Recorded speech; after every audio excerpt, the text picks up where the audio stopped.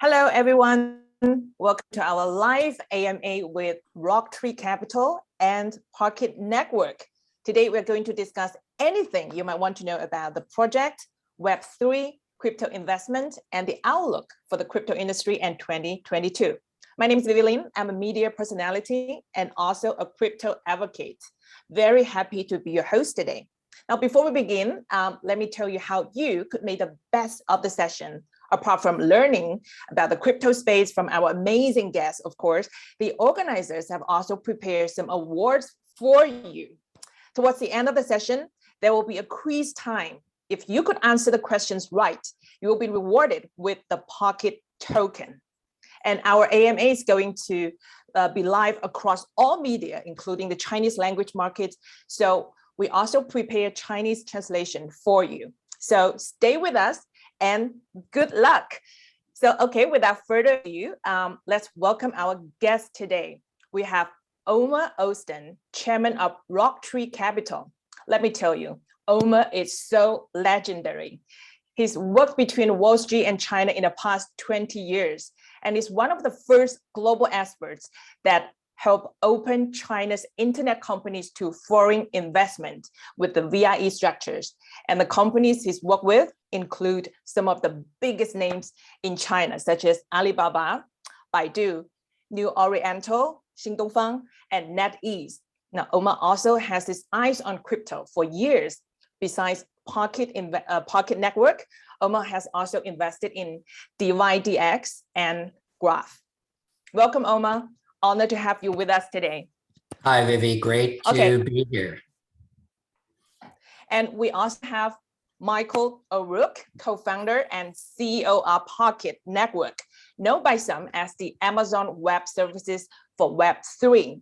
Now, Michael is a self-taught iOS and Solidity developer, and he's super active in the local community in Tampa Bay, Florida, running the biggest Bitcoin and crypto meetup there. Excited to have you, Michael. Yeah, thanks for having me, Vivi. Looking forward to the conversation.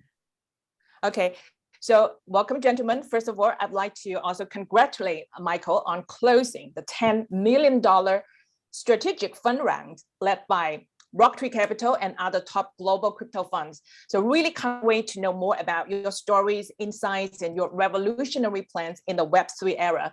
Now, I would like to take a little pause here and let our translator do her job. 各位好，欢迎大家来到实木资本和 Pocket Network 在今天线上举办的 AMA 深度访谈节目。那么今天呢，我们将和各位来分享有关具体项目、Web3、加密投资和2022年加密行业的前景分享。我叫 Vivi 林，是全球著名媒体人，也是一名加密货币的倡导者。今天非常高兴和荣幸担任线上的主持。在我们正式开始会议之前呢，我首先想和大家分享一下如何能够抓捕住我们所有会议中的精彩信息，包括我们要仔细聆听今天邀请到的杰出嘉宾他们的一些真知灼见。同时主办方还为各位准备了一些奖项。在会议即将结束的时候，我们会有一个快问快答的环节，如果各位能够正确的回答问题的话，就将获得 Pocket 通证。那么今天因为我们是面临很多来自中国市场的从业者，所以我们也安排了中文的翻译，请各位呢今天能够和我们全程相伴，也希望各位能够一切顺利。那么我也不浪费大家的时间了，首先我能邀请到我们的重磅嘉宾，第一位呢就是欧阳墨博士，他是来自实木资本的主席。可以说欧阳墨博士也是一位传奇人物，他在过去的20多年里，在华尔街和中国负责交流和相关的一些项目工作，同时他也是第一批帮助中国互联网企业向国外投资开放 VIE 架构的全球专家之一。与他合作的公司包括一些中国的顶尖企业，像阿里巴巴、百度、新东方和网易。实木资本多年来投资并且关注于加密技术和整个加密行业，除了今天他们将跟我们分享已经投资的企业 Pocket Network 之外呢，我们的欧阳墨博士还投资了 DYDX 和 Graph。 那么首先欢迎我们的欧阳墨博士。第二位呢就是想和大家介绍的 Michael， 他是来自今天我们即将和大家分享的 Pocket Network 的联席创始人兼首席执行官。我们知道 Pocket Network 也被称为是 AWS Web3 的网络服务代表。Michael 本人是一名自学成才的 ISO 和 Solidity 的开发者。他现在呢，主要是活跃在佛罗里达州坦帕湾的当地社区，同时他本人也曾运营着当地最大的比特币和加密货币咨询公司。我也非常的高兴看到 Michael 今天能够出席。同时我也想恭喜两位啊，因为其实不久前 Michael 刚刚完成了由石木资本和全球顶级加密基金领投的1000万美元融资。接下来呢，我非常期待能够听到他们和我们分享他们本人的一些个人经历、个人成长和他们对时代的见解，以及对 Web3 的相关的一些看法和一些计划。Okay, so now how about we start with Omer? I was just talking to the team earlier, actually. We're all very impressed by your legendary experience. And I also heard that you have a nickname as Decacorn Hunter. Would you like to tell us what that means and how did the hunt with Pocket begin? And do you still remember, is there a kind of particular moment that made you make up your mind to invest in Pocket? Yeah, thanks, Vivi. Thank you for the really warm introduction. I feel a little bit 不好意思. But I can tell you that, Decacorn Hunter, we have invested in a lot of unicorns, 独角兽. And really, I think for us, unicorn is too boring. What we like to really find and help incubate and grow are the future decacorns, 十角兽. And those are the projects that will be $10 billion market cap, fully diluted and above, and much higher. And so those are the projects we like to partner with. And so that's what we look for, but also something that's really important, probably the most important thing to us is the team. We love to work with the top quality teams with high emotional quotient. They have a long-term vision. And this is something that RockTree learned from Jenga Jijing. We've done a lot of projects with Gen Fund in Beijing. They're one of our partner funds. We've done a lot of equity, like for example, 完美日记, 一起作业. We helped co-found Yoka Gongchang. Those are on the equity side, and we grew those to be large projects. But on the crypto side, really it's the decacorns we're looking for, and particularly top teams. The thing that Gen Fund is very good because they had so much experience dealing with so many high quality people is at Xindong Fang, they learned to spot the top talent. And that's what we learned. And so I think for us, Pocket really fits those things. It's highly scalable. We love the team. Michael has been a real pleasure to work with. He's one of the best founders that I've seen, and it's helped us really accelerate the growth of the project. And I just want to say, like, the way that we met, actually, if you want to talk about Hunter, we actually looked for a project like Pocket. In some cases, the projects came to us to work with, like DYDX and the Graph and others. But in our case, we looked for a project like Pocket because, as you know, the Graph, for example, many of you may be familiar with it. It's middleware. We knew that the next layer was the middleware. Layer ones, a lot of them had already been released, priced in, grew. And we also saw something really important with that trend is that everybody's paying attention to on-chain metrics, the real performance of the project. And that's what we wanted to see. So one of our partner funds from Europe was visiting me at my place in Mexico. And I said, this is what I want. They said, this is the project. It's called Pocket Network. You should meet them. And I said, great, make an introduction. And lucky enough, Michael was visiting some family relationships about 3 hours away from where I was at that time. So we just decided to meet. It's in Mexico. We decided to have some drinks, some Moishiga Baijiu, mezcal, tequila, and yeah, it's not, tequila is okay, but it's not the real bendita baijiu. But 最 bendy 的就是 mezcal， mezcal 是100% agave， tequila 就是51%。And so we had some mezcal together, very Chinese style of doing business. Have some drinks, get to learn each other. We didn't even talk about business. We just talked about personal things. And then that point, I had a very comfortable feeling about Michael and Pocket, and then it developed from there. Wow, that's okay.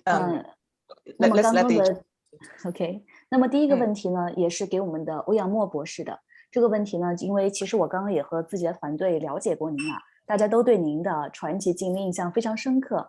同时，我也听说您有一个外号叫做“十角兽猎人”，所以我想您谈一谈这个称呼是什么意思，是怎么来的，以及对于 Pocket 这样一个企业啊，我们整个捕猎行为是怎么样开始的？您还是否记得决定投资 Pocket 的那一刻？那么答案如下，首先非常感谢您的这个问题啊，刚刚听到主持人对我的介绍，我都有些不好意思了。确实啊，现在我们确实是被称作十角兽猎人，但是在早期的时候，我们也是投资于一些独角兽企业的。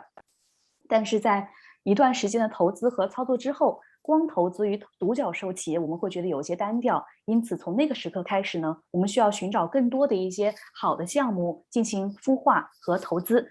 针对的就是下一个项目呢，就是十角兽。所谓十角兽，就是我们把它定义为超过100亿美元的整个市场的这样一些企业。对我投资和我们团队投资的一个重要的标准，就是看整个团队。我们非常关注在全球去遴选一些最顶尖的优秀团队，他们有着良好的一些情绪管理能力，有着宽阔的视野。其实这一些点呢，都是我们从和真格基金合作的时候所得来的一些切身的经验。大家都知道，真格基金也是一家非常成功的投资基金。我们曾经在中国合作，也投资过了很多相关的一些项目，就包括像一些教学项目，像一起作业等等。同时呢，我们还共同投资过了优客工厂。当然呢，这些都是教育领域的一些投资项目。我们也还投资了一些像加密货币领域的。所以归根到底，在过去10多年，我们都是关注一个顶尖的团队。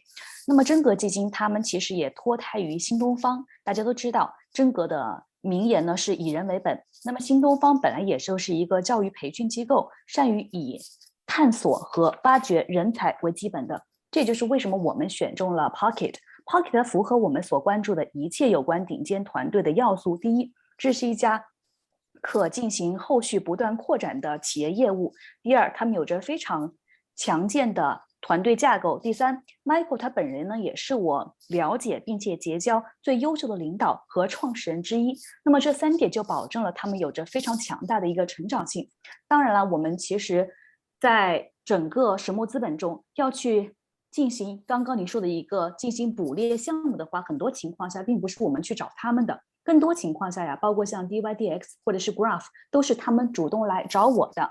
那么我遇到 Pocket 的话，其实更多的也有一个业务层的考虑。大家都知道，其实之前我们可能更多的谈到的是 Layer 1这样一个层级的应用。那么在未来的趋势的话，我们也知道像 Graph 也好 Pocket 也好，他们更加做的多的是一个中间件。那么中间件被称作是一个 next layer， 所以这才是未来的一个趋势。那么我们之前呢是一个欧洲基金和我谈到过 Pocket 的这样一个项目。那会儿我还是在我有印象，当时我们是在墨西哥的时候和这个欧洲的基金进行谈过。Michael 他自己就花了3个多小时坐飞机飞到了墨西哥，和我们一块儿来进行面谈。我们当时呢还喝了是墨西哥的白酒，倒不是墨西哥最出名的龙舌兰，因为2种酒精的浓度不一样。差不多墨西哥本地的白酒 Macola 差不多有100%的一个酒精度，龙舌兰的话差不多只有50%。所以我们其实当时谈判和见面的方式非常的像中国的一个酒局和饭局，并没有说过多的去讨论技术层和业务，更多的就是了解他的私人的一些情感和一些关系，我们相谈甚欢。Great, Michael, I will go to you shortly. Omer, I would like to have a follow questions for you. So you mentioned, you were looking at the top talents, right? So what are the qualities of top talents? What are the critical top qualities for top talents? And with your exposures in the Chinese culture and global culture, what are the things that you see that people don't see? So I think, first of all, EQ is the most important thing, emotional quotient. If there's a lot of pressure, you remain calm, you're always positive, you have a long-term outlook, not 2 years, 4 years. I mean, it's got to be 10, 20, generational in terms of that. I think also trying to build and make things better.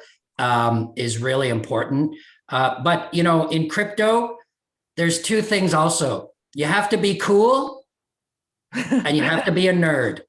And that's what we look for in the founders. You have to be both. You have to work hard, but also you have to know how to have a good time too. And that's like, I think crypto is the first industry where you can have both of those things together, because usually it's mutually exclusive. So those are some of the things we look for in the talent we work with. 那么第二个问题，我还是快速的交给欧阳墨博士，待会儿我再把问题 Michael。那么刚刚呢，您说到了人才是最重要的一个资源。那么我想问一下您呀，人才的哪一些品质是你最看重的？因为您现在长期在中国这样一个文化中生存，那么对比全球的文化，人才有什么不同的特质吗？那么我最关注答案如下。首先我最关注的就是团队和领导的情商 EQ， 因为良好的情商能够帮助这个领导和团队在高压之下保持平静、积极的态度和具有长远的眼光。我所说的长远的眼光，并非说在未来2年，或者是说未来4年中所产生的市场趋势和变化，更多的是这个领导和团队需要了解在未来10年、20年所对市场趋势的一个把控。同时，在高压之下，领导和团队还能进行良好的作业。当然，现在我们更多的是深入加密货币行业。在加密货币行业，我觉得有两个它本质矛盾可以同时拥有的品质。第一就是保持炫酷，第二就是保持技术的领先。因为在我们这个行业，技术是一件不容易的事情，你要一直来精进。第二，你要学会在高压之下来保证一颗炫酷的心。我觉得这也是我们这个行业和其他行业有所差异的地方。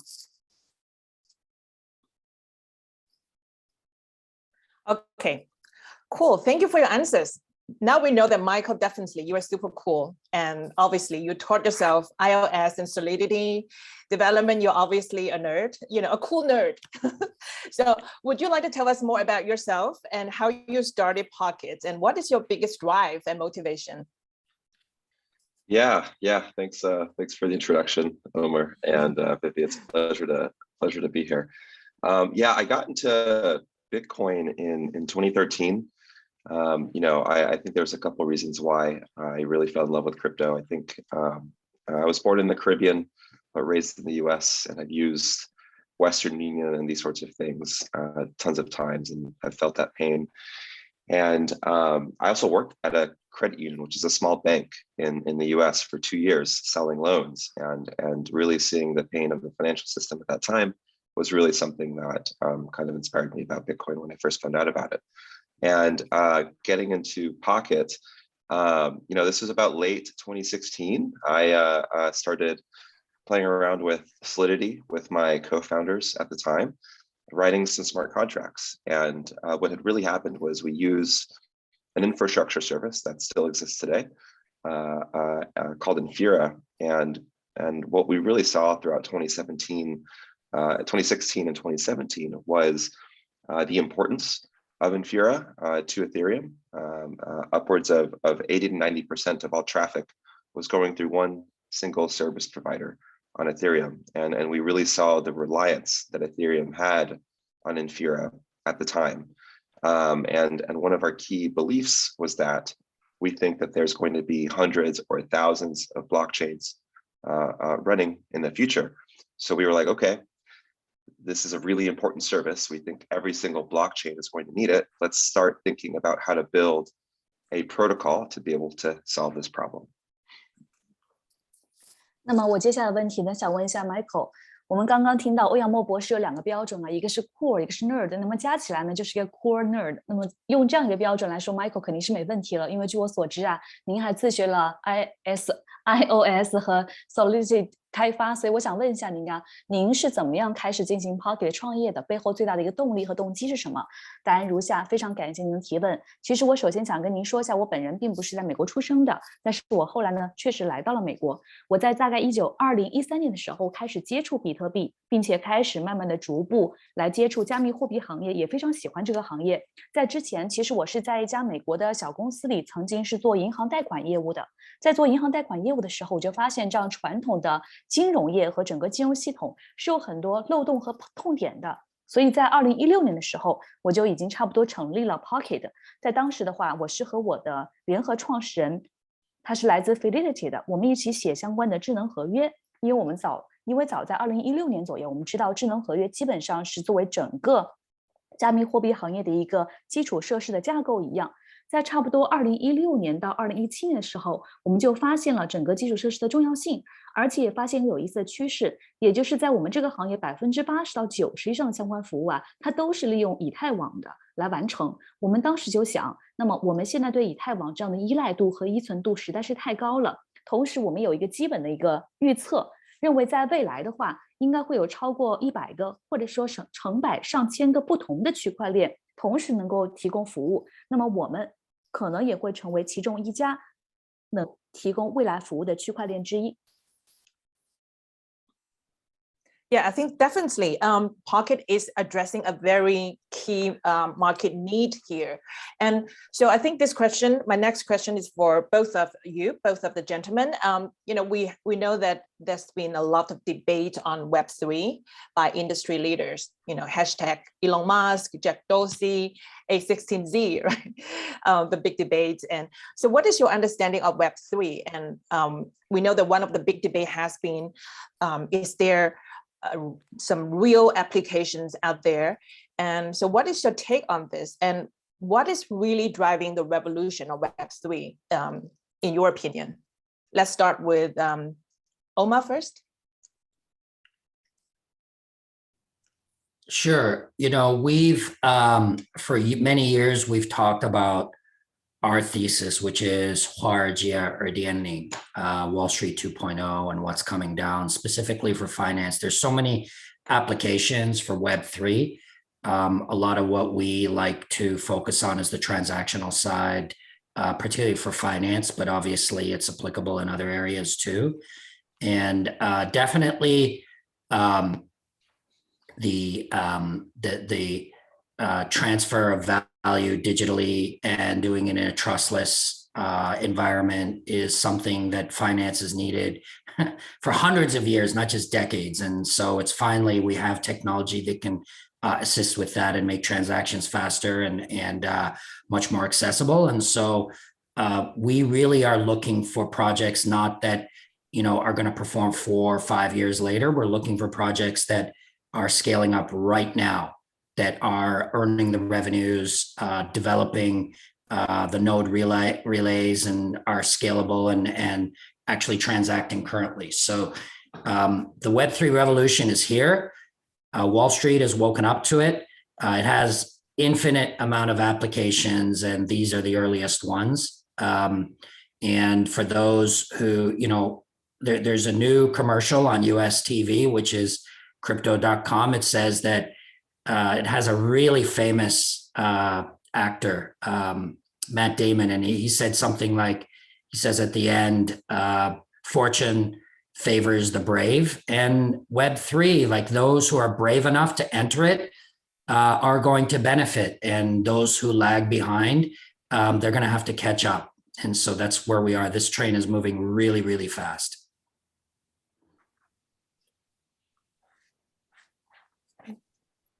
Let's wait for the translator. OK， 那么刚刚您也是，我相信啊，其实 Pocket 现在的业务也是满足市场需求的。那么就着您刚刚的回答，我想问两位啊，下一个问题。现在其实有很多业界领袖，包括像 Elon Musk， 还有包括像 Jack Dorsey 和 A16Z， 他们都不断的进行有关 Web3 的一些讨论和辩论。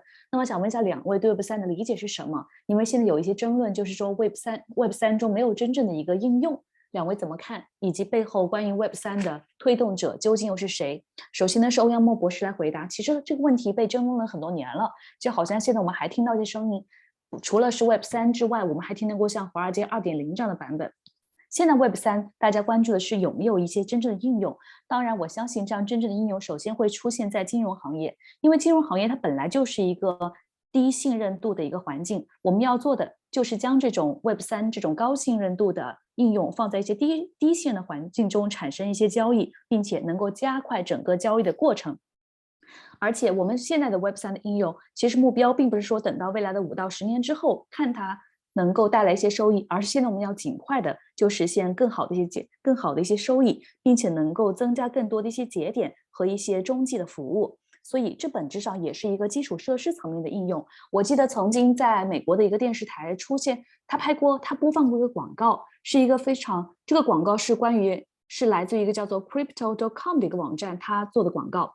他当时请的是美国很出名的一个演员叫马特·达蒙，他在里面说了一句这样的话：其实财富是青睐于勇敢者的。我相信其实 Web3 的发展它不会过多落后，它就像一架高速飞奔的高铁和火车一样，很快就会真实来到我们身边。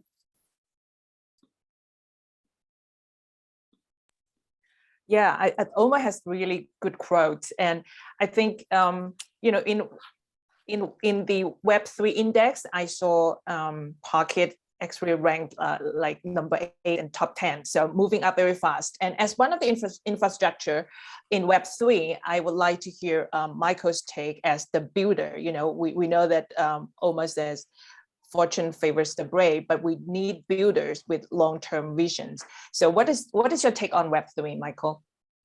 Yeah. Web3 to me critically is about ownership, and whether that's owning access to your money through Bitcoin, like what Bitcoin really brought forward, owning access to your information, right?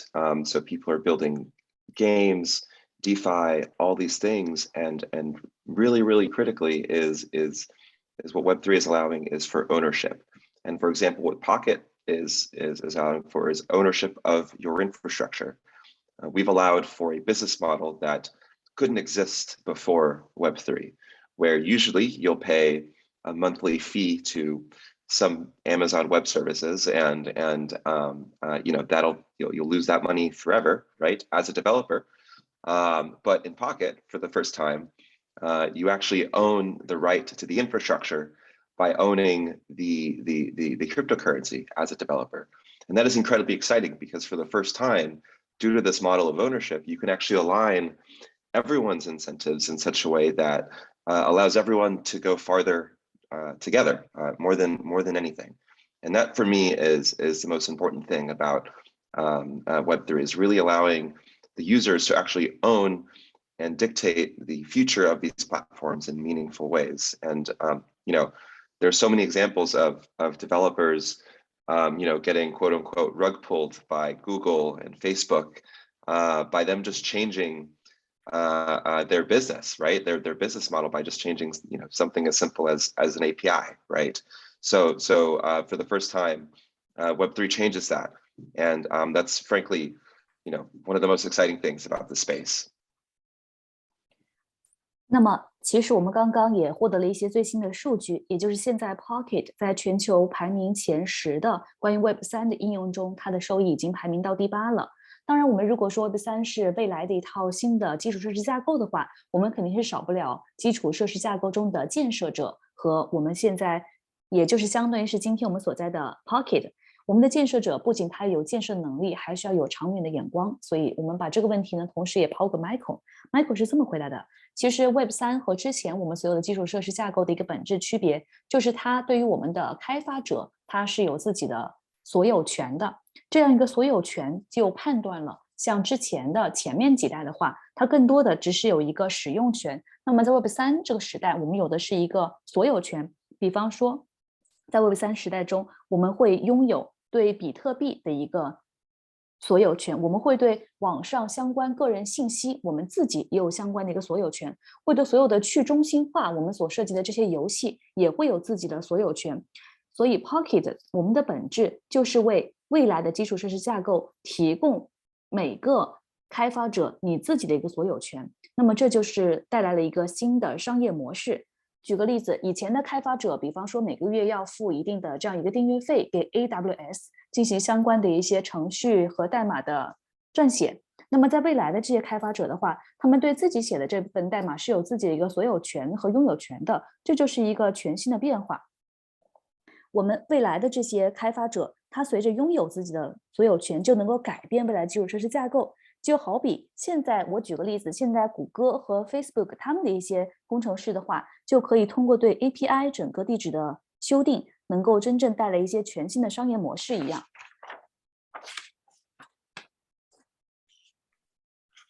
Okay, Michael, I would like to stay with you before later I will go to Omer. So I think it's such a cool idea to obviously to own your data. And I know the Pocket has been making great traction since your mainnet launch last year. According to the data from Token Terminal, your total network revenue already exceeds $56 million in December. So basically putting Pocket Network as one of the top 5 revenue producers for all blockchains and blockchain applications globally. So to put it this way, you are making more money, more revenue than Solana, Harmony, and most DeFi protocols. So could you share with us how you and your team make it this far and your latest data and progress?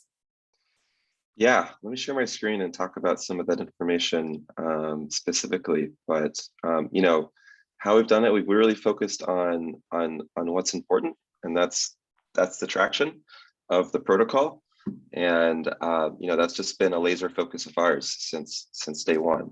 So with that, let me move forward a little bit. We have almost 20,000 nodes of the network. This is pretty remarkable across 24 countries around the world. People are running infrastructure. And for context, a year ago, we had about 650 nodes right around the same time. And today we almost have 20,000. We support 37 blockchains today. I expect to double this in the next 3 to 4 months. And I also expect Pocket Network to be the first RPC provider to support 100 blockchains, which is something we're really excited for. For context on our growth as well, around this time last year, we only supported 2 blockchains. And now we support 37, and we're very, very rapidly accelerating that. We have well over 2,000 dApps using Pocket today. These are dApps staking Pocket, our native cryptocurrency, to access the service. Who are now turning their infrastructure into an asset, which is very exciting. And in the month of December, we did 5.78 billion relays. I suspect that in the month of January, we're going to increase this, but we've effectively been doubling or more our growth every month for the last 6 months. And that's incredibly exciting because the reason why we have that revenue is because of real usage. You know, we've got real applications on Ethereum, on Harmony. Maybe you've heard of DeFi Kingdoms, but we are their primary infrastructure provider today, and are a big reason why of our success today as well. So you can see here kind of the growth here from January. About a year ago, and then in July is when we really started growing extremely fast, and that was just because we started reaching out to developers. We built a product that was very easy to use, and our service is best in the world at this point. So you can see kind of a distribution. This is quite interesting. You can see the distribution of requests across the network. You know, in 2020, it was all dominated by Ethereum. And now today, in fact, Ethereum isn't even the largest portion of the network. About half of it is Harmony, Ethereum being the next largest, and then Fuse, and then some of the other blockchains as well. And over time, I fully expect this to continue kind of evening out with that trend. So here's some some data on the total amount of nodes staked and pocket minted and successful relays for 2021. Again, you can see 2,400 nodes in Q1 to 18,000 in Q4. Pocket minted 4 million in Q1 of last year, and now 113 million in Q4 of last year. And then of course total relays, Q1 460 million here, and in Q4 we did 11 billion in Q4. So yeah, that's 138 million POC'd, and that's all revenue towards nodes. So the people providing the work in Pocket are the ones who receive the rewards, and that's for running the actual nodes of the network. And here's a graph of the revenue. You can see us in between Avalanche and Ethereum in this respect. We're different because every single piece of work that you do is what allows you to earn POC, which is really a big reason why we have been able to grow so much on both sides of the network. And yeah, we did recently announce our round, and again, like we said before, $56 million for the month of December, and I suspect we may double this for the month of January at this point. So with that, I'll stop sharing my screen and pass it over to you guys. Thank you, Michael. Let's give room to the translator first. 所以刚刚 Michael 说到，像 Web3 的一个重要特征就是我们的一个所有权不一样。所以接着您这个问题啊，我也想分享，我也想再追加一个问题，因为其实 Pocket 自从去年加入主网以来啊，业绩表现非常的突出。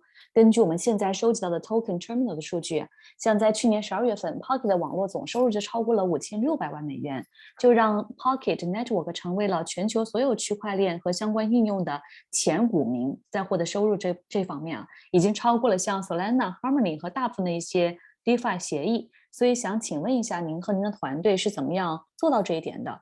为了更好的解释所有这些业绩的一些杰出表现，我也准备了一个幻灯片和大家来分享我们现在所获得的一些成功和背后的一些原因。在幻灯片的第一章和大家分享，就是我们现在有差不多2万个这样相关的质押节点了，因为质押节点这2万个质押节点基本上已经覆盖了全球24个左右的国家。我们现在呢，总共大概有所谓的650名这样的技术宅和我们一块工作，简称就是 nerd。那么我们预计在很短的时间内，这650名的总共数量会达到2000名，会超过不止1倍。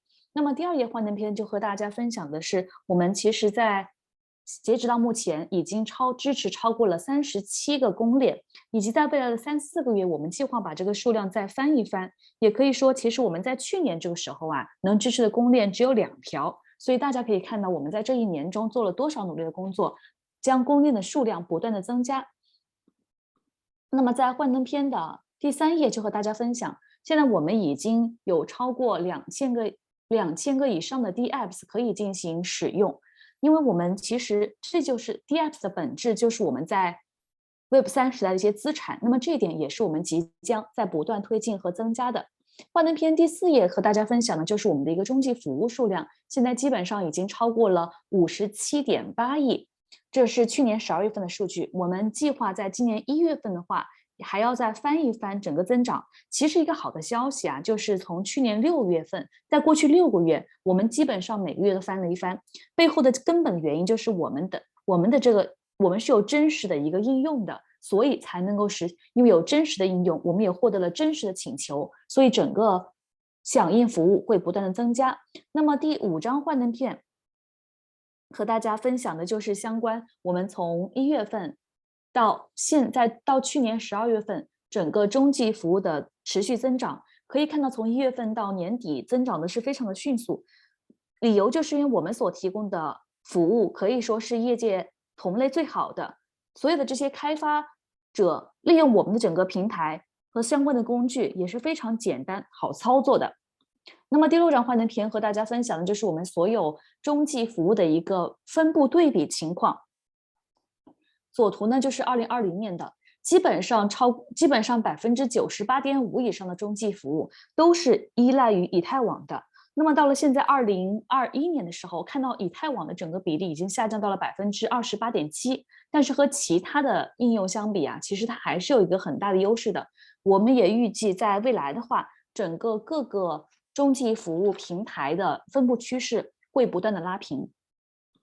那么第7页幻灯片是和大家分享现在总质押节点数量的变化，以及 Pocket 的铸造数量和中继服务的数量。我们也是对比从去年1月份到去年4季度，从去年1季度和去年4季度的一个增长数据，大家也可以从图表中看到，随着圆的变大，我们可以说，无论是从整个节点的数量，从 Pocket 的铸造数量，还是从中继服务的数量来说，都是在翻倍的增长。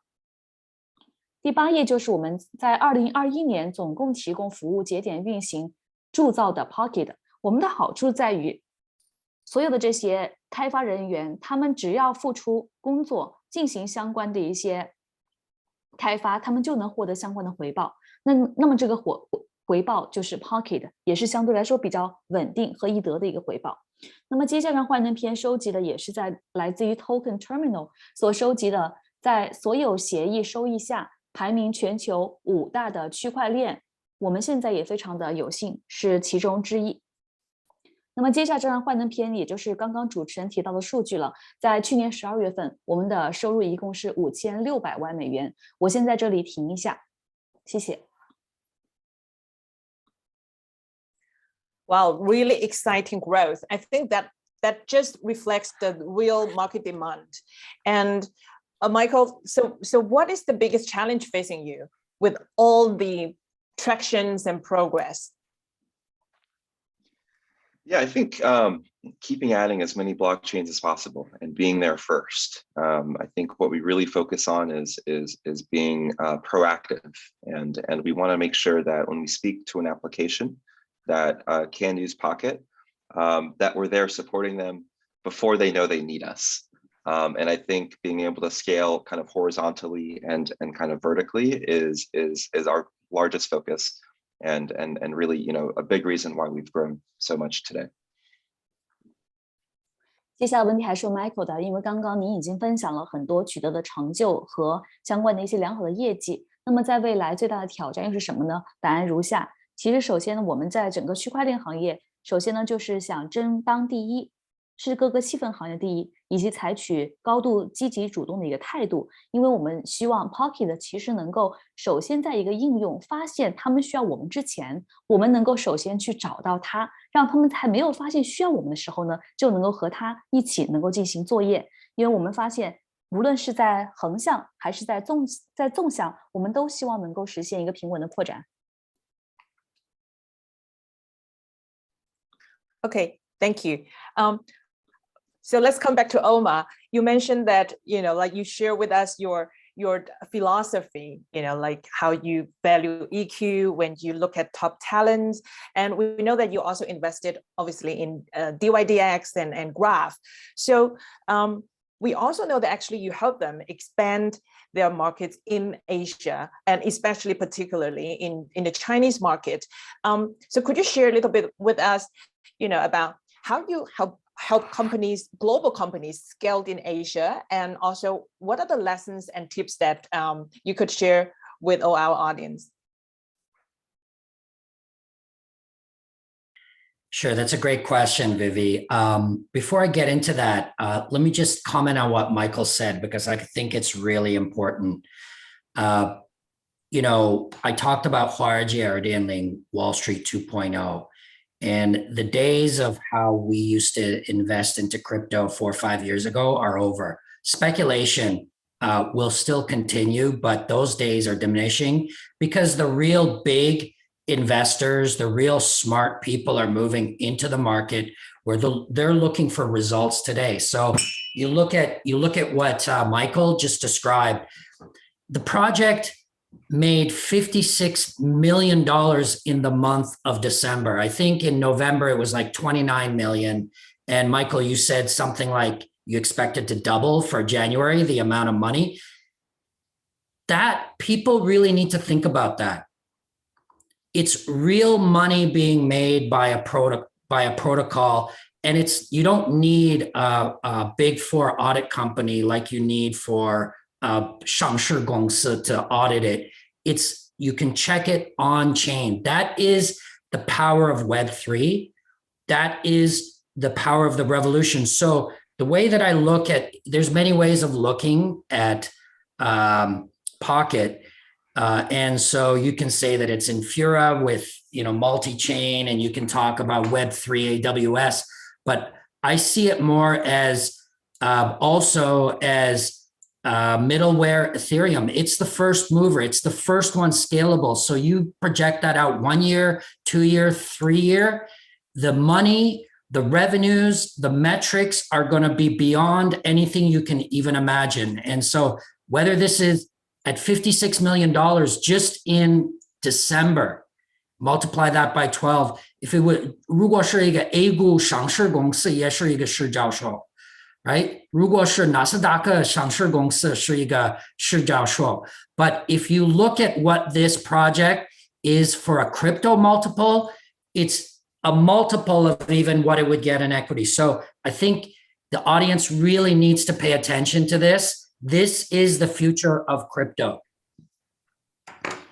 刚刚呢，我们主持人又问了一下关于 Omer 的一个问题啊，但是在问题之前，待会儿我再和大家分享。Omer 想借着刚刚 Michael 和大家分享的一些小的一些细节，再补充一些个人的想法。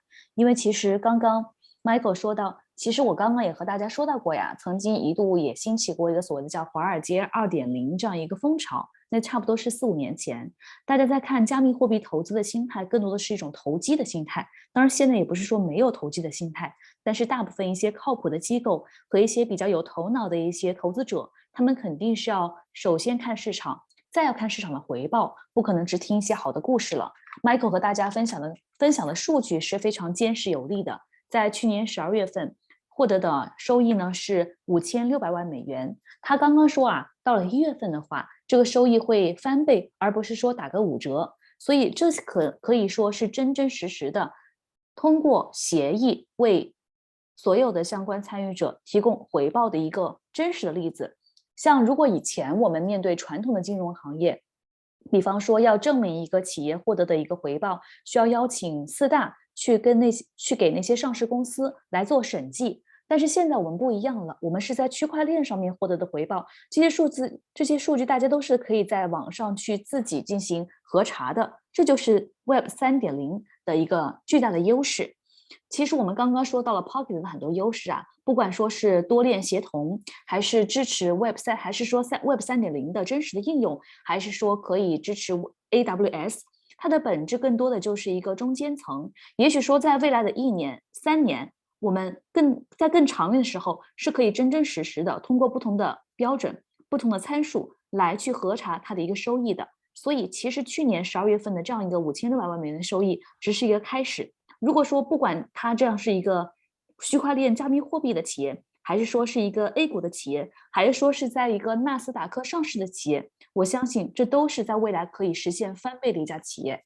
在 Omer 和大家分享完这段话之后呢，再补充一下刚刚主持人的问题。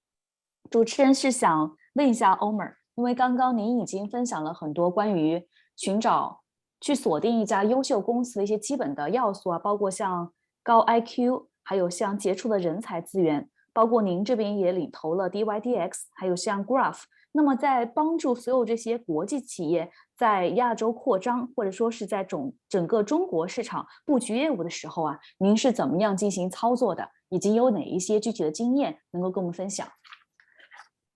Yeah, so just to briefly specifically answer your question, I think so RockTree's invested in a lot of projects where we were passive investors like Link, Luna, Ren, Aave, Phantom, for example. But what we're talking about here are projects that we decide to work with, to partner with. You can say incubate and expand into different markets. And so our first DeFi investment was about 3.5 years ago for a project in Hangzhou called Renminbita. And we helped that project also localize overseas for Chinese going abroad. So it's not just Asian projects, it's not just Western projects going to Asia, it's Asian projects also becoming international. And the most important is Bendy Hua.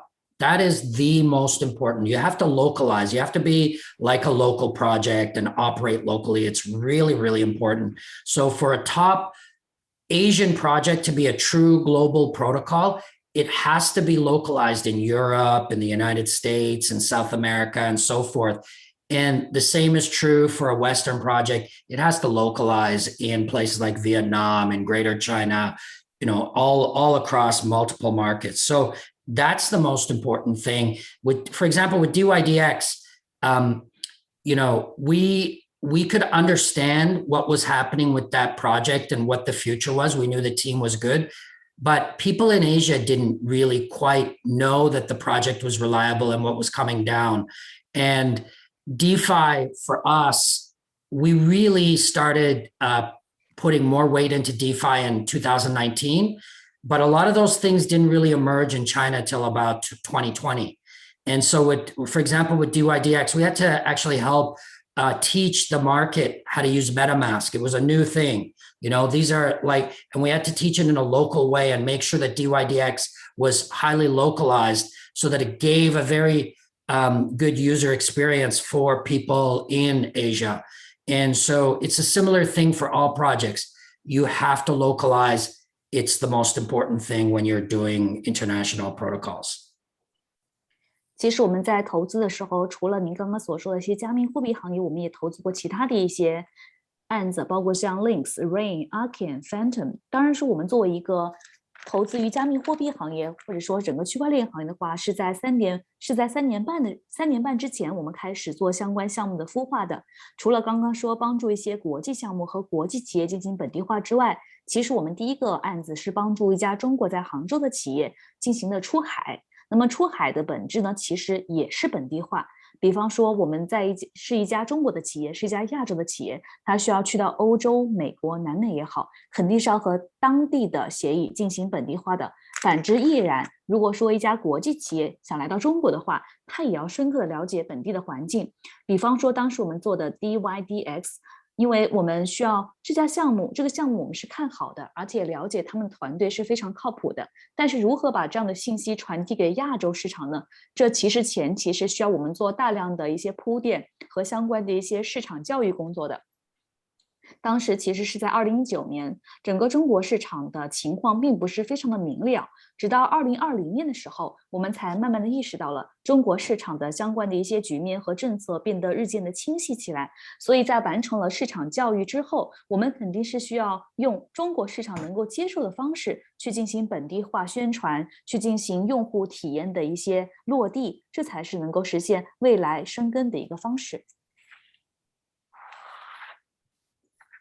Thank you, Omer. I think it's so interesting. In blockchain, we all talk about bring down the barriers, borderless, but humanity is interesting, right? So we do need to build up human-to-human trust, and that is how localization is key. And after hearing Omer and Michael's sharing up to this point, I think really Pocket is one of the most promising projects in crypto right now, really. It's like Amazon in the early days. So when it comes to Web3, I would like to ask Michael this question. Decentralization is critical, right? And we know that Pocket has been known as the AWS for Web3. So what is your strategy to further improve your degree of decentralization, and how do you incentivize more nodes to join Pocket? Yeah, that's all baked into the economic model of Pocket, right? As revenues go up, it incentivizes more people to want to come in and run more nodes. And that's quite critical to how the protocol works. Between that and making the tooling much easier for people to use, so that you can run, nodes, even being non-technical, is going to be super important. But that's kind of a part of the economic flywheel of Pocket. Is we, the service is extremely good for applications. So when we onboard a new application onto Pocket, let's say they bring on, the 20% more relays. Nodes make 20% more money, increasing the incentive for people to want to run more nodes around the world. And we have this great virtuous cycle with the token, since it's both applications and nodes that need POCT, the native token, to participate in the network. And is that what you call notify? Yeah, I think notify is something that I've seen recently. I think notify is a good way to put it. 其实我们之前在讨论的时候啊，经常很多人说的是整个区块链或者是加密行业的一些不同的障碍，以及我们要如何去更好的在我们不同的一些行业组合之间，包括像政策组合之间呢找到出路。但是刚刚欧阳莫博士说的更多的就是人文层面，在投资、在遴选项目、在进行合作层面，人与人之间的互信有多么的重要。因为本地化它的本质更多的是基于人和人之间的互信和配合。那么待会儿我下一个问题呢，还是想回答 Michael， 是关于去中心化的。因为现在去中心化这样一个话题就基本上是非常非常热门，也是下一个您可能需要面临的一个挑战。就和当时您现在做 Pocket 可能就和当时 Amazon 在刚推出的一样，都是一个新的产物和一个新的产品。那么在 Web3 时代，你应该怎么样更好的去进行去中心化呢？那么回答如下：首先，我们知道去中心化的更多的是可能是跟 Pocket 的未来的一个经营模式和一个业务模式相关的，因为随着我们收益不断的攀升，我们肯定是需要吸引更多的一些用户和参与者加入进来，他们也能够进行。那么随之我们就需要去运营更多的一些节点，那么这对我们的协议都是有新的要求的。同时啊，随着用户的增加，那么我们还需要确保我们 Pocket 的工具是非常好用的。不管是说一些复杂技术的，还是一些不涉及太多技术的一些节点，都需要变得灵活好用。其实这也本来就是我们的一个优势之一，我们始终为业界提供最好的一些服务应用。同时啊，这样一个服务应用也是我们 Pocket 的一个经济飞轮，它能够带动包括像超过20%以上的一个中继的增长，以及超过20%以上的一些应用的增长。这可以说也和我们之后提到了一个节点 Find Notify 相关。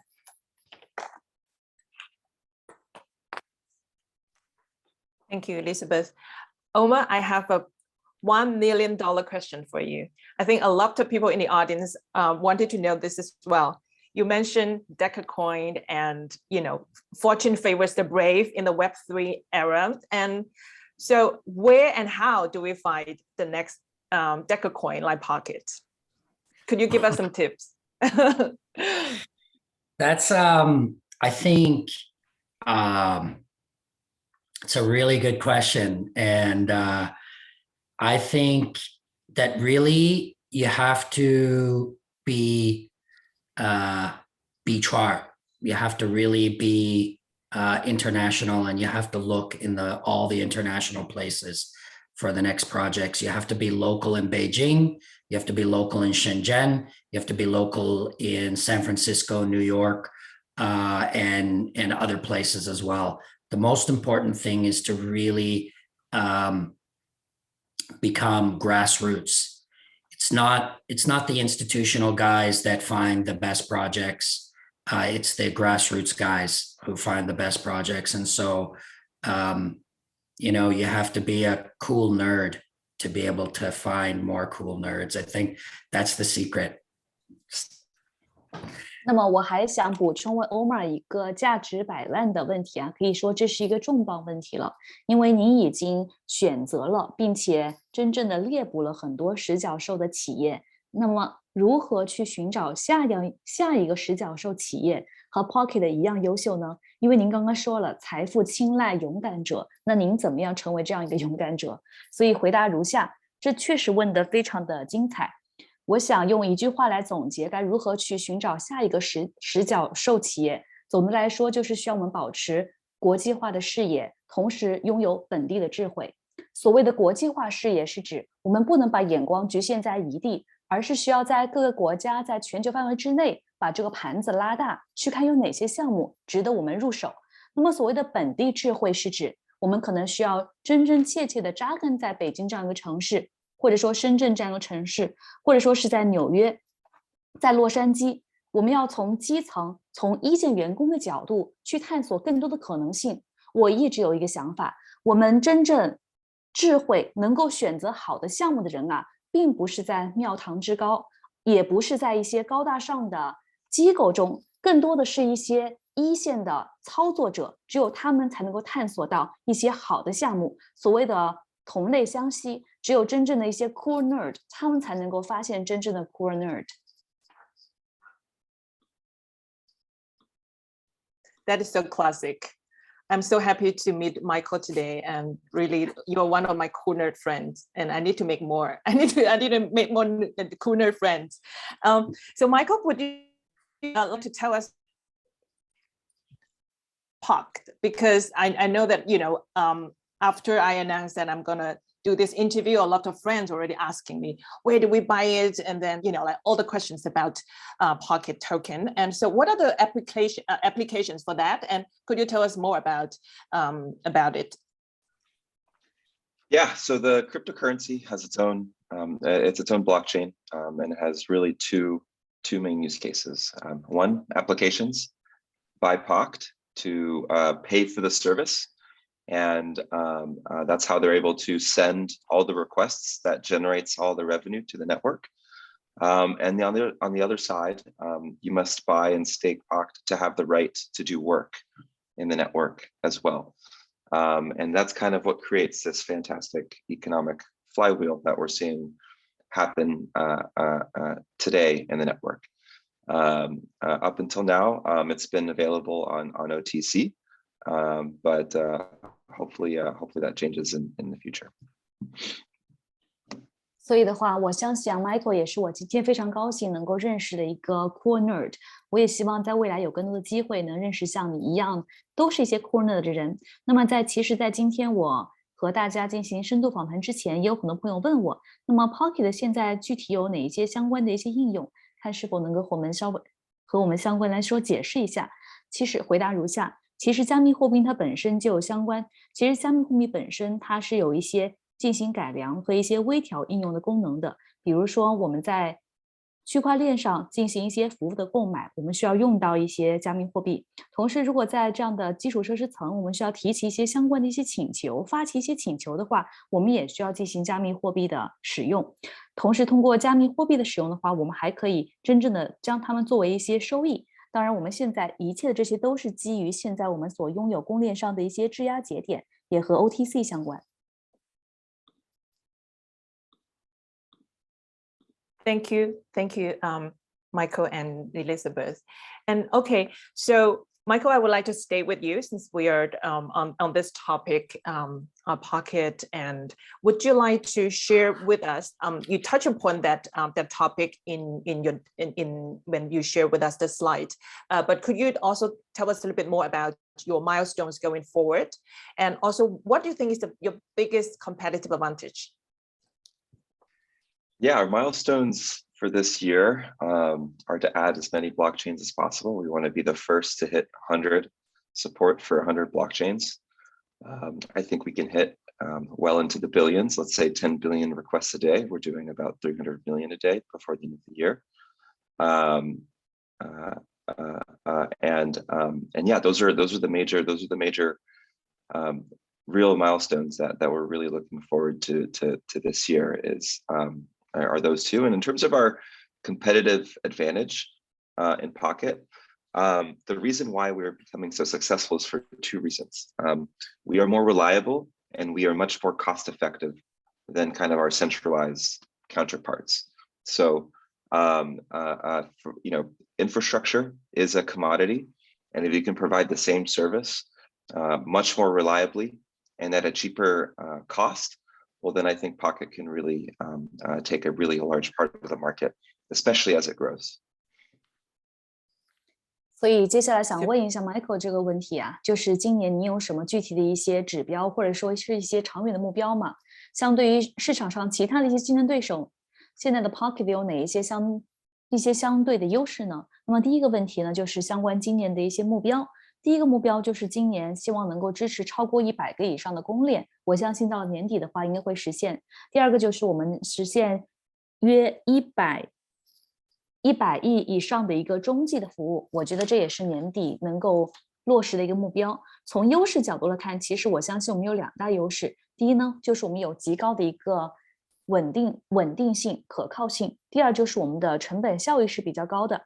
因为和传统的一些中心化的服务相比，我们现在提供的呀，本质上是一个基础设施的架构。那么基础设施架构它其实也是一个商品，商品的话，一就是要看它的质量，那么就是我们的一个稳定性、可靠度。第二个呢，就是看它的一个成本。那么和现在的友商相比呢，我们的成本更低，所以我相信随着我们不断的壮大和成长，这2点优势会更加明显。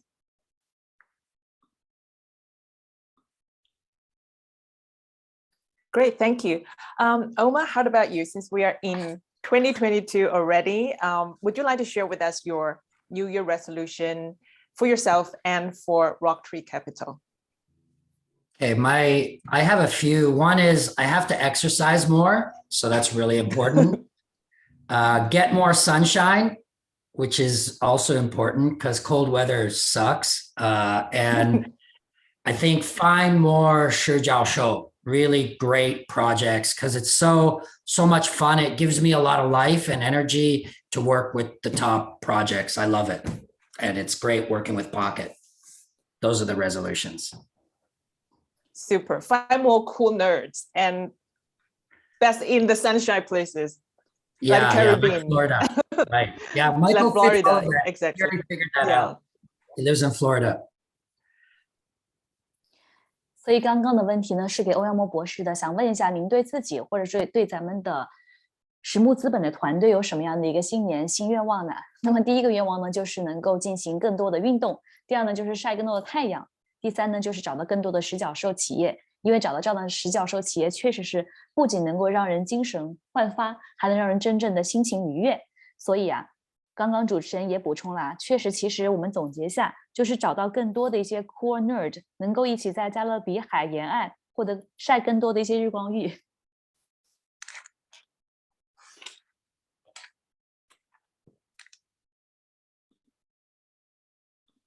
Okay, so I would like to just, we're coming to the end of the session, but you know, like the conversation has been so interesting. I just really, I think the audience thinks the same. We don't want to let you go. So let's come back to the question of Web3.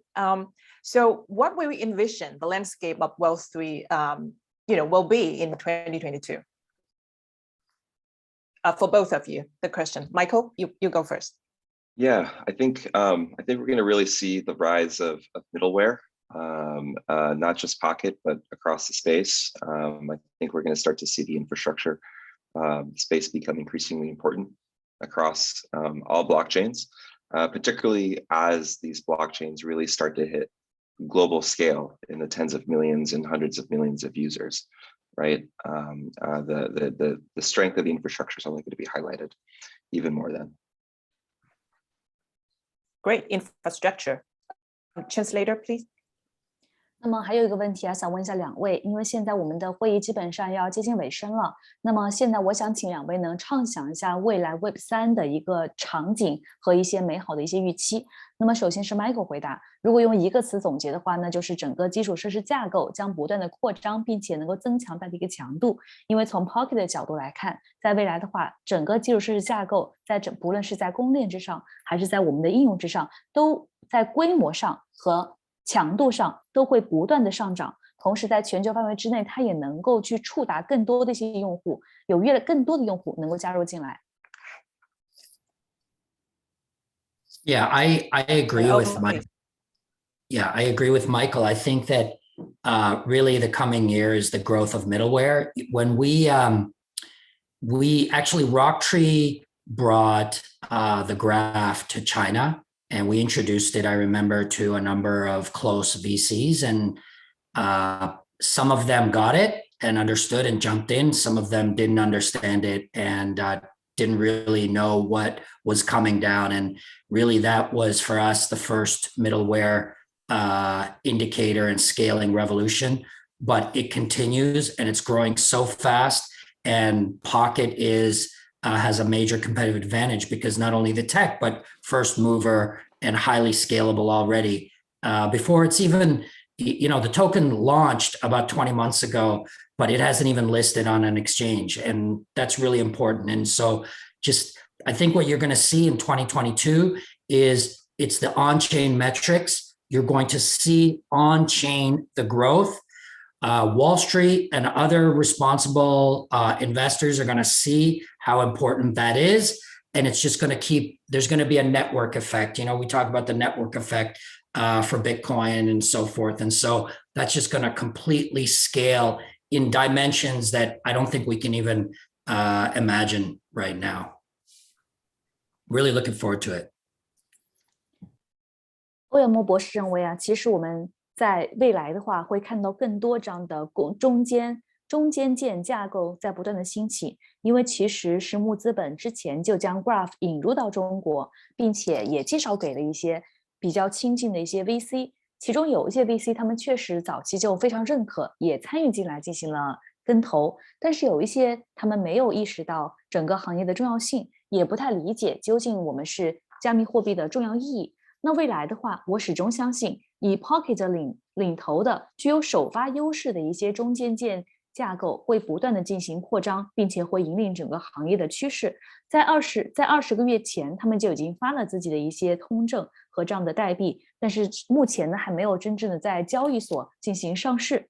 我相信在未来，其实我们会看到一个这样的趋势，也就是一些非链上的一些投资者和观察者，他们会积极的去观察并且了解我们线上的一些增长，包括像来自华尔街的一些投资者和一些其他大型机构投资者也会关注到我们，因为我始终相信这样一个行业会不断的扩张和增长。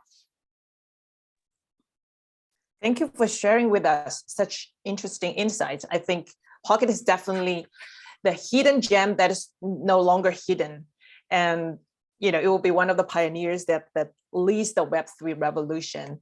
And I think before we go, there are a lot of interest from the audience to know your take on the markets. Would you like to share just very briefly?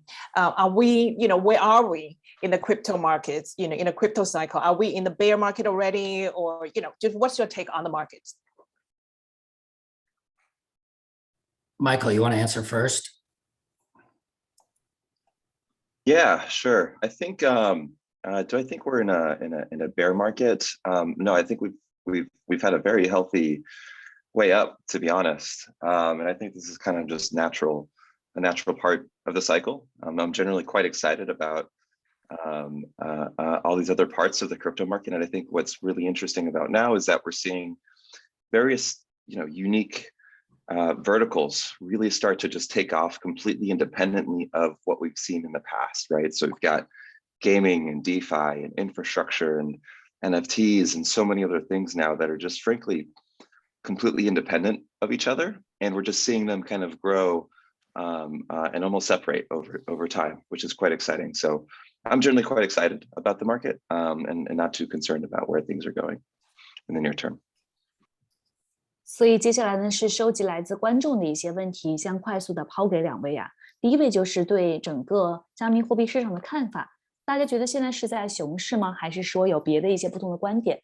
那么首先 Michael 的回答就是，我不认为现在是一个熊市的状态，因为整个行业和经济的发展相对来说是比较健康的。如果说大家看到了一些周期性的低谷的话，那没有关系，因为经济周期本来就有波动。我们现在看到一些比较利好的消息，就是有一些我们看到了一些垂直行业的一些健康发展，包括像游戏、DeFi， 还有像基础设施架构，它们都是独立发展，但是一切都是总体来说是一个积极健康的状态。Yeah, Omer, yes, go ahead. Yeah, I generally agree. I mean, nobody has a crystal ball, but I generally agree with Michael that I think that for the first time ever in crypto, you know, I'd say over the past 2.5 years, we have real metrics, we have real performance. And so it's not about what's going to happen in the future. It's about what's happening right now and its use case. That's exactly what we were looking for in 2017. And we got it this time, and it's growing in so many different verticals. As Michael mentioned, you know, DeFi is real and GameFi is real. And there's so many different areas. The infrastructure usage is real. It's happening. It's making money. People are using it. People are paying for it. And so that's what we needed. And we have that today. So yeah, there's the traditional cycle in crypto, and we may have entered something that's, more bear, but I don't see it that way. I see it as now performance is happening and real metrics are being looked at, and the protocols are scaling fast. So no matter where you are in the cycle, if you perform, you're going to get rewarded. And so, Warren Buffett has a saying that actually he copied it from Chinese. Okay, this is a Chinese saying, and it's like, when the tide goes out, you're going to see who is wearing underwear or who's wearing a bathing suit. And so, whether the tide goes in or out, when you're in supporting good projects, when you own a piece of a real project that's scaling, then all of it will be good, because that's related to performance. And for those projects that are not there, maybe in 2022, 2023, 他们淘汰了, right? They're going to be gone, but the real projects are going to continue and grow even faster. 我也非常同意刚刚 Michael 的观点呢。毕竟我们没有谁拥有水晶球，也不能够准确的判断未来。但是其实我们可以回顾下整个在行业的发展史。刚刚我也说了，差不多是2年半之前，我们开始进入并且了解加密货币行业。但是到现在已经可以看到一些成熟的企业，他们有着良好的一些运营和表现效绩，同时有一些相关的一些衡量参数。那么在这种情况下，我相信我们有真实的用户案例，也会有一个良好的未来。其实从2017年到现在，我们也看到了垂直行业在不断的加速发展，像刚刚所说的 DeFi 这样的去中心化行业，还是说 GameFi 去中心化的一些线上游戏，这些都是一些真实的一些行业的用户，而且确实在这个行业中，我们看到了一些企业，他们获得了货真价实的一些收益，而非虚数。经济啊，总是有周期的。所以我们无法简单的去说现在是在一个熊市或者是在一个牛市，任何企业都有高潮和低谷。我记得有句话是巴菲特说的，但是他呢是引用我们中国的一句古话，也就是说啊，潮退之后才知道谁是在裸泳。我们不可能说在一个熊市，在一个牛市中说大家都好，都是杰出的弄潮儿，其实不是这样。只有因为如果在一个行业中项目一直是往上的拓展，大家都能够获得良好的收益，这不算。我们希望其实到了2022年，或者是说在2023年，我们希望看到哪一些人在真正在行业无论好坏都能够坚持，并且在长远的情况下获得收益，这才是真正的赢家。Thank you so much, gentlemen. When I hear insights from both of you, the builder and an investor, and then when we see the data, the crazy growth from Pocket, like $56 million in December revenue, and then it's gonna double in January, and those are real applications and real user case. And so, I'm also very optimistic about the whole crypto space. So for the new friends who just learn about Pocket and RockTree, how do we get in touch? How do they get in touch with you? Could you share with us how should people get in touch of Pocket and RockTree? Yeah, we've got some Telegram groups on our website that are very easy to find. You can go to pokt.network. You can find us on Twitter as well, also POKT Network. And you'll be able to find all the information there on the websites. Great. You can go to our website. You can email us info@rocktreecapital.com. We're on WeChat. We have our own WeChat groups, Telegram, and so forth. I think a lot of our team is in Beijing, Shanghai, Nanjing, and then internationally overseas as well. Yeah, you can reach out to me as well. Always good to see new projects. Brilliant. 因为今天我们邀请到了这呢是整个行业的创建者，一位呢是行业的投资者。我们也刚刚看到了，其实在去年12月份获得5600万美元良好的收益，并且是在今年的1月份啊，预计这笔收益还将翻倍。所以我相信这是真实的一个应用。我们对未来也是保持着非常乐观的心态的。那么接下来我想请问两位啊，该未来如果有好的项目，或者是说是有人才，该怎么加入你们团队呢？第一位呢是 Michael 的回答的，我们在网上有很多相关的一些电报群，大家可以直接搜索 pocket.net 就能够找到我们，或者是直接可以通过 Twitter 和我们来联系，是 pocket.network。然后之后欧阳莫博士回答呀，大家可以通过网站或者是邮件来直接搜索到我们。我们的网站呢就是 RockTreeCapital.com， 或者是说大家可以给我们发微信、发电报都可以。我们在国内的话，北京、上海、南京都有自己的办公室和团队，海外的话呢也有人。如果各位有好的项目的话，也可以直接跟我联系。谢谢。Thank you so much, gentlemen. Now we're going to pick some questions from the audience and like the Q&A time. And okay, now I'm going to look at the chat. Okay, so the first question, POC, actually keeps increasing with the number of nodes verified. Does this cause serious inflation? What measures have you taken to address these issues? This is for Michael. Let me, do you need, so Yeah. POC actually keeps increasing. Yeah, and so does it cause serious inflation, and what measures have you taken to address these issues? Good question. That's a fantastic question. So there's actually a proposal out right now on our forums that addresses this exact issue. So Pocket is permanently inflationary, but as we grow, we also lower the amount of the rewards per request. And I say we as in the DAO.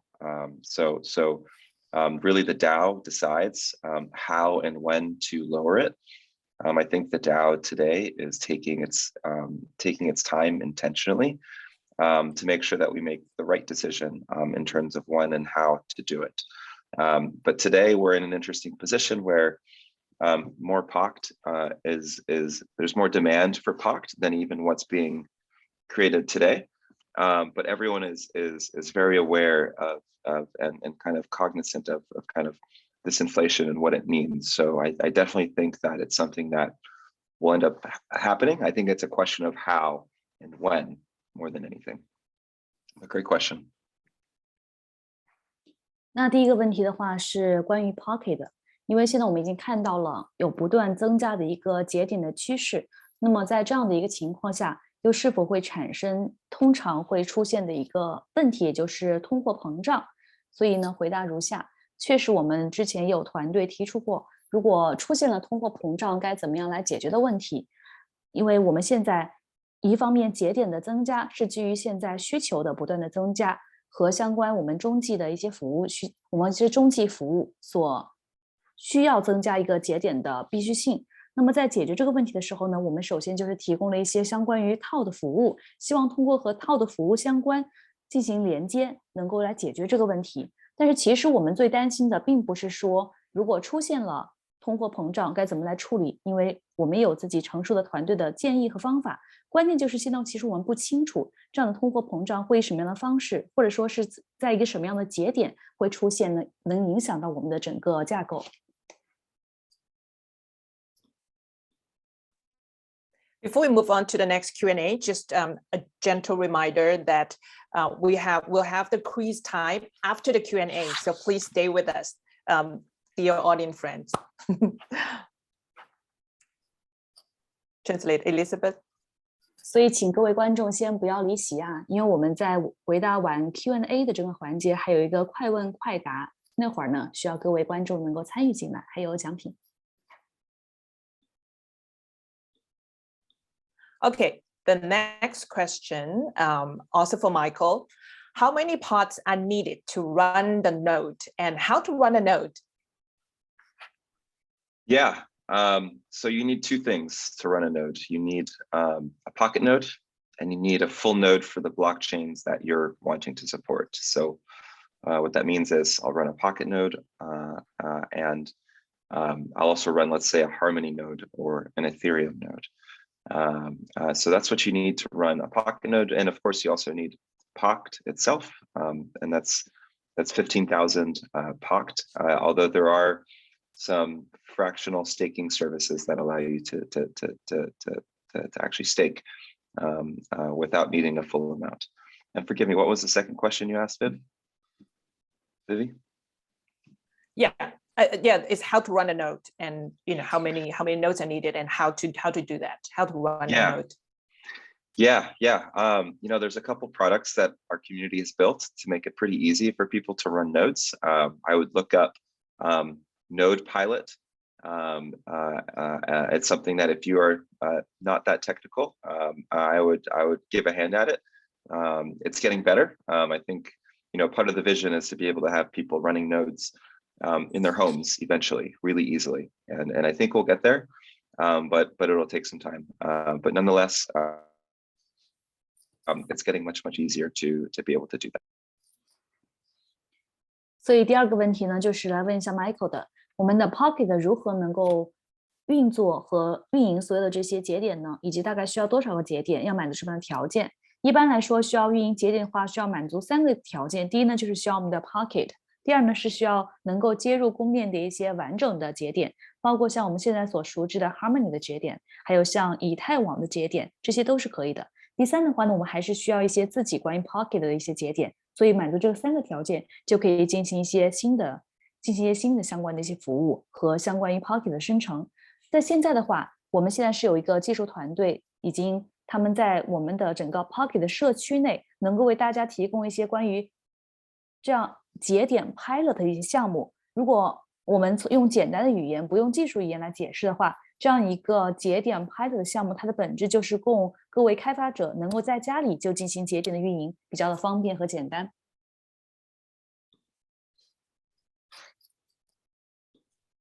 Great, brilliant. Actually, my friend asked me this question. He wanted to run a node, and then he asked me this question before the interview. I said, okay, just stay with us, stay tuned, and you'll get your answers.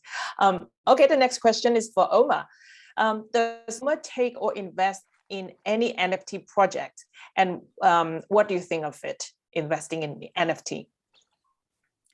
Well, in NFT, we have invested in certain NFT projects. Actually, our first NFT project that we invested into before it was called NFTs was in China. Sorry, it was a Chinese American project, and that was like 4 years ago, just when non-fungibles were becoming a thing. But I think that really non-fungible tokens are real, but how they are applied still remains to be seen, and what's going to scale. And I think, personally, I think that there's been a little bit of tulip mania with some of the pricing on NFTs and so forth. So that's what I mean by tulip mania is in Holland a long time ago, there was like a lot of mania over buying tulips and so forth. And so I think that some of that pricing is frothy, yet NFTs are real and their applications are real. It's just there's a lot of like hysteria related to some of the digital art and some of the things that they represent and pricing related to that. But definitely NFTs are a wave of the future, and its applications are infinite. 那么下个问题呢是问 Omer 的，是关于 NFT 的，想问一下您 NFT 它未来的前景和发展，以及它的真实性和相关的一些具体的应用。那么回答如下。确实，我们是在4年前的时候曾经投资过一个中美的 NFT 的一个联合项目。因为 NFT 的话，现在有一个比较大的问题，就是它的应用是有点不明确的，同时它的价格确实是波动和它的一个清晰度也不够。更多情况下，其实我想到一个词，想把它比喻当时17世纪的时候，荷兰历史上的一个郁金香泡沫事件，并不是说NFT 它本身它没有价值，它是有价值，并且它是有应用的，它未来的话也是趋势之一，只是现在来说它有太多的一些不确定性，所以现在来说确实还是有一定的迟疑和不确定在里面。And let me make one more comment related to this sector. If you look at the top 5 projects, of which projects are making money, it's the first movers that are making money. Ethereum on layer 1, DYDX is also top 5, That's another one of our projects that's in DeFi. OpenSea on NFTs, and then Pocket has now moved into the top 5 of revenue earners as well in terms of middleware. So, whether it's NFT, DeFi, middleware layer 1, first mover advantage is critical. 同时，我想补充一下哈，其实为了实现一个良好的发展预期和一个收益的话，不管大家是在哪一个行业，我们其实遴选了一些做得最好的，排名前5的吧，他们都是一些首发项目。比方说，我们现在火爆的和受欢迎的以太网，它就是在 L1层做的一个首发者和一个敢于吃螃蟹的项目。那么我们所投资的 DYDX， 它也是在 DeFi 去中心化这样一个垂直领域的一些首发项目之一。同时，我们还看到了 OpenSea， 它做的就是我们所刚刚说的我们的一个 NFT。那么现在我们所投资的也一样，做的是一个中间层的项目。所以说，无论是在哪样一个垂直区，其实大家都要成为一个首发者。Omer, you really remind me of this Chinese proverb, the adage, 天下武功无快不破. Right? If you're fast enough, you can beat anyone in Kung Fu, like Bruce Lee, super fast. It's so true. You mentioned how I helped develop the VIE structure to open up internet in China. And the projects we did back then, they were virtual startups. We incorporated them. We did their first VC financings. Baidu, Alibaba, Wang Yi, right? Yeah, these are the first mover advantages, and 20 years later, they're Goliaths. So that's what we're doing today. We're finding the future for Web3. We're finding the future Baidus. We're finding the future Alibabas, the future Wang Yis. And these projects 10, 20 years from now are going to be much larger than even today. So it's a key component. 对，我非常赞成你，所以我也非常赞成您的观点啊。就好比之前，其实我也是领投中国很多大的企业做了一些 VIE 架构的实验试点的，他们也可以称为是中国第一批所谓的这样的创业企业。但是现在来看啊，都是一些巨头型的企业了。当时我为他们引入这个架构，引入 VC， 成就了现在的百度、阿里巴巴、网易等等这样一些大型企业。那么其实我们现在就相当于去找20年后能成为新一代的百度、阿里巴巴的一些 Web3 企业，能够成为未来，能够成为现在网易的一些 Web3 企业。所以我们需要做的就是真正的实现，找到这些企业，并且在未来的10到20年中，看他们不断成长为一些巨型玩家。Thank you so much. We'll learn so much from both of you about Pocket, about decacorn, about crypto investment, Web3. And now let's begin our quiz time. Dear audience out there, are you ready? Now here's a rule. I will announce the question here first, and then the first person to get it right will be rewarded with 18 Pocket token, POC. And the organizers team will follow up with you to get your wallet address, etc. So please listen carefully, okay? The first question, it would be nice if there's some music, but it's okay. Okay, so what was the Pocket's revenue for December 2021?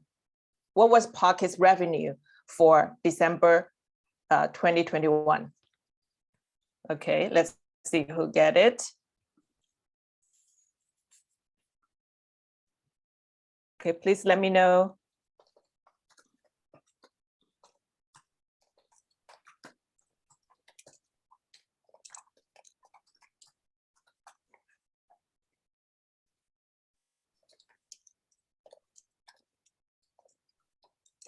Okay, do we get the right answer now?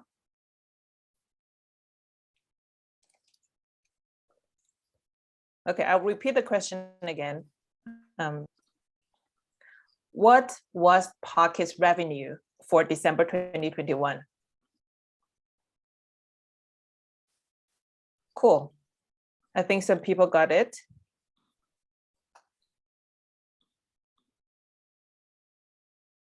Oh, okay. So Jing Yan, the user Jing Yan got it right and got it first. Jing Yan. Our staff will be with you to get your information.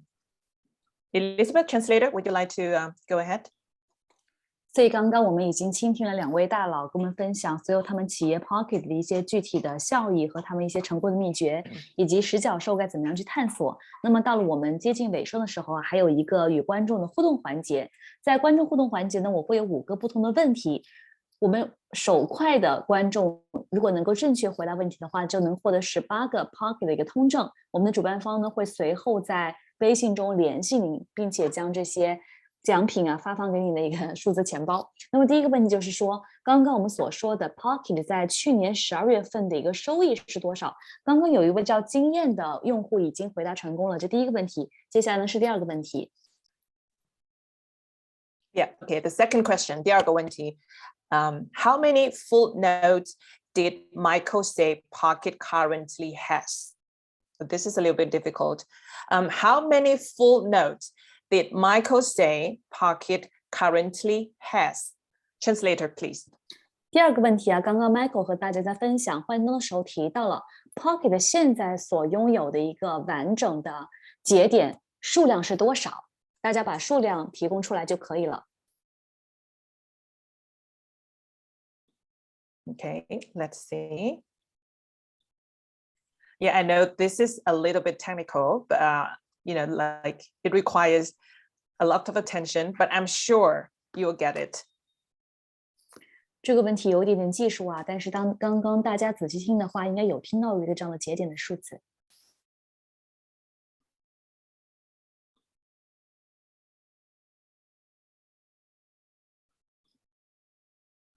Okay, I'll check. Let me check.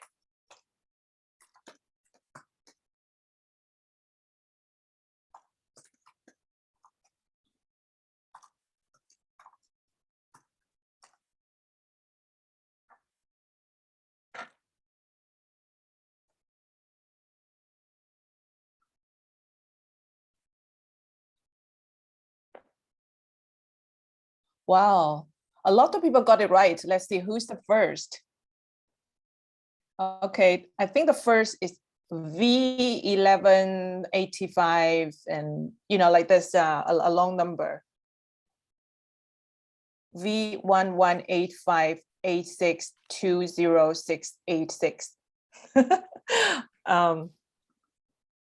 So we got some right answers out there, and we do have some cool nerds in the audience as well. Okay, so moving on to the next one. Oh, translator, please. 所以刚刚收到了很多正确的问题啊，我们就其中选手最快的一位了。他差不多是一个代码为 V1185822085左右的一个用户吧，他应该也是一个 cool nerd，所以他的名字也非常非常的炫酷。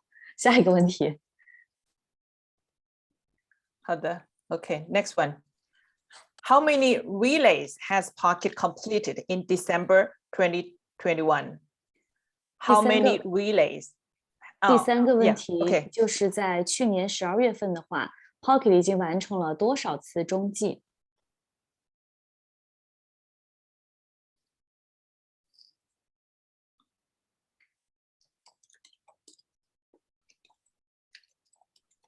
Okay, let's see.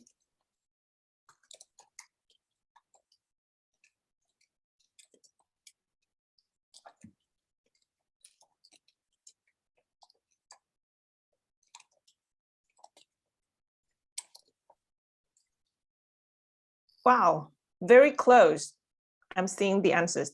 Very close. Let's say 5 billion, 5.7 billion, very close. 5.78 billion. Okay, this one got it right. 5.5 billion. Akira, right? Let me check. Oh no, okay, sorry. Well, there are a lot of people. Okay, let me double check.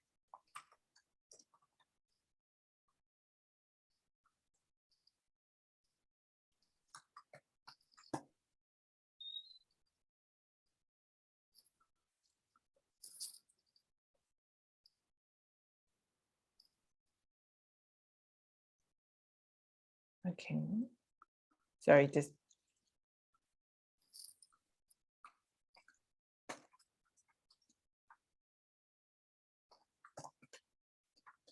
Okay, so 5.78 billion is the correct answer. Oh, sorry, which one? So hold on. Sorry. Michael, so could you tell us the answer, please? Yeah, about 5.5 billion. 5.5 billion, right? Yes. Okay, 5.5 billion. So I think we have a lot of audience got confused. So we are seeing a lot of numbers like 5.78 billion, 5.68 billion, but close enough, close enough. You could take the So you could take the closest one. Yeah, that's true. yeah, but we do have 5.5. Someone got it right out there, Akira. So Akira, thank you for paying the full attention. Good job. Translator, please. 所以刚刚我们收集了很多答案啊，包括像56亿，包括像57亿、57.8亿，就有一位啊 ，Akira， 他的答案非常的准确啊，55亿，可以说是全神贯注在听，恭喜你。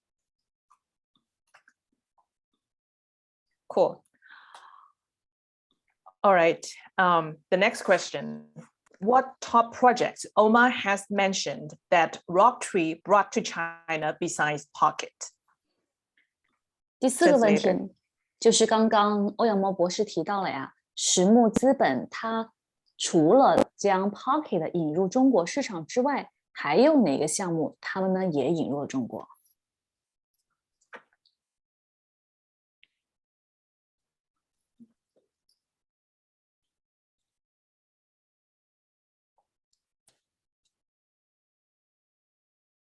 Okay. Let's see the answers. Okay, could we give a reminder? We need 2 answers, right? People got it. Some people said graph, some people said DYDX. Let me see who's smart enough to say both. Okay, this one. 用户 00KD 5ZKN.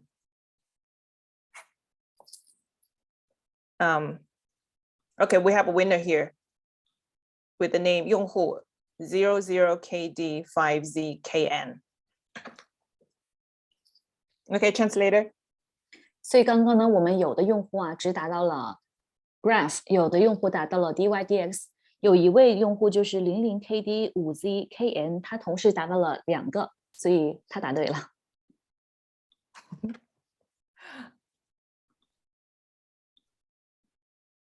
Okay, congratulations. And then the last one. Okay, so the last one is a little bit tricky. Listen carefully. Everyone who retweeted the Red Pocket campaign by Pocket, please share the link to your profile in the chat to show your retweet. Now the first one will be the winner. 第5个小的问答呀，就是来测各位的手速的了。我们看所有的参与观众中，谁是第一个将我们 Pocket 的红包链接能够转发到我们的整个聊天栏中的，最快的这个人呢就能够获奖。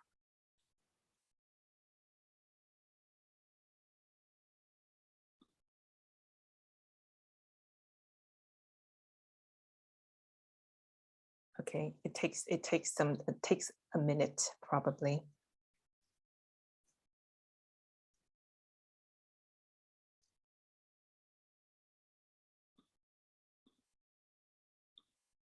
Can you believe it? We have like 30,000 people live with us, like joining us live. 3万人. And we have all the comments, like really, like I'm also looking at from the app. Oh, we got it now. We got one user. Wow.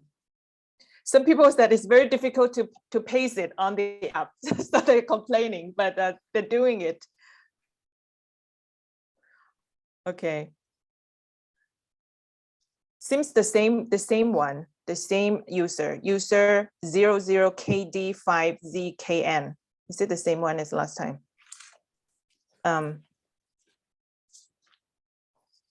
He's like, he or she is the fastest. Translator. 所以我们刚刚啊，最后一个问题可能比较难测，速度比较的慢一点啊，因为我们现在总共有3万名用户同时在线，有一名用户啊，应该是刚刚上个问题的首答者，也就是00KD5ZKN， 他就是在抱怨说我们的复制粘贴比较的麻烦，不好操作。好的 Okay, well, congratulations to the winners and thank you so much for your participation. It's really, you've been really great. If you didn't get your Pocket token, POC, don't worry, we got you covered. The Pocket team has given everyone one more chance to bring home more hongbao, the red pockets. You could click the link in the WeChat group that provided by the team and follow the instruction there. So one lucky friend will be picked and then be able to win the 88 POCs. And this extra hongbao is open to anyone who enters the campaign from now to 10:30 p.m. Beijing time, basically 1 hour from now. And then if you go to Pocket's Twitter, you see the campaign out there and it will be ongoing. That campaign will be ongoing for another weeks. So exactly this one, the Pocket, 红包拿来. So this is for all of you to have a very prosperous year of the tiger. So you could just, Elizabeth, go ahead. 所以刚刚的话，我们5个问答的速问速答就结束啦。如果没有获得我们刚刚 Pocket 的观众们，也不要灰心，因为我们还有最后一个红包拿来的一个活动，等大家来瓜分大奖。我们整个 Pocket 团队呢，为大家准备了一个更大的红包，里面会有88个 Pocket 通证，大家可以直接点击微信小组里面的这样一个链接，根据小组里链接的一个指示来赢取红包。如果说是很幸运的这样一个朋友啊，他就会能获得88个通证。同时我们整个红包的活动将从现在延迟到晚上10点半，也就是北京时间10点半，大家还有时间去赢更大的一个红包，也能够跟大家恭祝一声虎年新年快乐，因为这是一个大红包。然后还有就是我用中文讲一下，就是Pocket 的 Twitter 的这个上面这个红包的活动，它还会持续到可能至少还有一个多星期，所以说这个是特别为今天的 AMA 这个准备的特别的红包加红包的这么活动。但是呢还有另外一个红包活动，所以有不断的红包，所以大家可以多关注 Pocket 的Twitter，可以去参加更多的活动。补充一下。And also on our Pocket Twitter, we also have one more week to go for all the audiences and followers to share the even big red pocket, the lucky money for them to sustain their passion in the entire week. Okay, so thank you so much again for your sharing. The two gentlemen, two distinguished guests tonight for me, Omer and Michael, and also thank you everyone in the audience for tuning in. Please feel free to follow us on Twitter, Telegram, or email and stay in touch. And also my Twitter handle is ViviLinSV. And I'm looking forward to seeing you very soon and a very happy new year for everyone. Happy 2022 and happy the year of the tiger. Thank you. Thank you, Vivi. And Elizabeth, go ahead. 非常感谢各位能够和我们一块儿在整个晚上从头听到尾我们的深度分享啊，非常感谢今天的欧阳波博士和 Michael， 你们也算是行业大佬了，我也非常的荣幸。感谢各位观众呢，也从头到尾能够聆听至此。大家也可以在 Twitter、Telegram 和包括用邮箱的方式跟我们保持联系。那么我的整个 Twitter 的联系方式呢，我也写到这边来了 @Vivi， 所以希望下次更有机会呢，能够继续和大家保持沟通。刚刚呢，欧阳波博士也想和大家来说几句话。Yeah, thank you. 我也要感谢 Vivi, Elizabeth, Vivi, your emceeing has been very high energy. Elizabeth, your translation excellent. And I particularly want to thank Huoxing. This has been a tremendous amount of viewers, which is amazing. They're a great partner as well, Mars Finance. And I want to say 新年快乐，春节好，恭喜恭喜，红包拿来。Michael, would you like to say something before you go? Yeah, this is wonderful. Like Omer said, you're a wonderful host, Vivi. I really enjoyed it. Great job with the questions and everyone. And yeah, thanks for having us. This is wonderful. 非常感谢啊！刚刚我也听到了欧阳墨博士的一个总结，我也非常感谢我们主办方啊，全程相当的给力。我也祝各位能够真正的越办越好，也能够祝大家新年快乐。